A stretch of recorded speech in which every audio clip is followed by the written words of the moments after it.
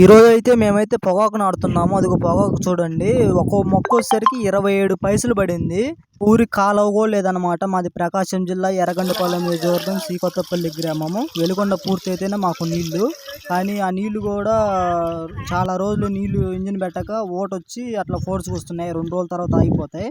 నీళ్ళు లేక మేమైతే గాతాలు తవ్వి సాళ్ళుని ఇంకా మేము నాటుతున్నాము. నీళ్లు పోసి మొక్క నాటుతున్నాం దాంట్లో.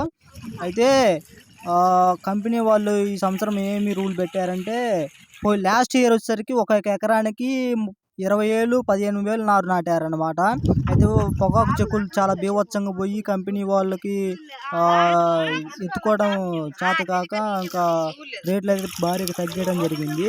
ఈ సంవత్సరం అలా జరగకూడదు అనేసి వాళ్ళు ఏం రూల్ పెట్టారంటే పొద్దుతిరుగులు మొక్కజొన్న అడ్డుంటాయి కదా, సాలు తోలేది అది అడ్డం తోలమని, తర్వాత పత్తి మిరప అది అడ్డము నిలువు తోలమన్నారు. ఆ లెక్క నా ఎకరానికి వచ్చేసరికి 8,000 మొక్క పట్టింది. 2 ఎకరాలకు వచ్చేసరికి 16,000 మొక్క పట్టింది. మాకైతే రూల్ అలా పెట్టారనమాట. ఒక్కో రైతుకు వచ్చేసరికి 2 ఎకరాలు మాత్రమే ఇచ్చారు కంపెనీ వాళ్ళు. అంతకు మించి ఒక ఎకరం వేసినా కానీ ఒక ఎకరం వేసినా కానీ వాళ్ళు కంపెనీ వాళ్ళు చెక్కులు ఎత్తుకోరంట. మనము పొరపాటున 2, 3, 4 ఎకరాలు కానీ వేసామనుకో పొగాకు చెక్కులు బీభత్సంగా మన స్టాక్ అవుతాయి ఇంట్లో. అవి బ్లాక్లో అమ్ముకోవాలన్నా కానీ ఎవరు కొనుక్కోరు.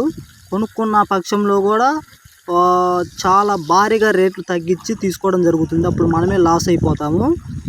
దాన్ని బట్టి మీరే తెలుగు ప్రజలందరూ సబ్స్క్రైబ్ చేసుకోవాలని కోరుకుంటున్నాను. నేనైతే నీళ్లు మోయాలి ఇంకా.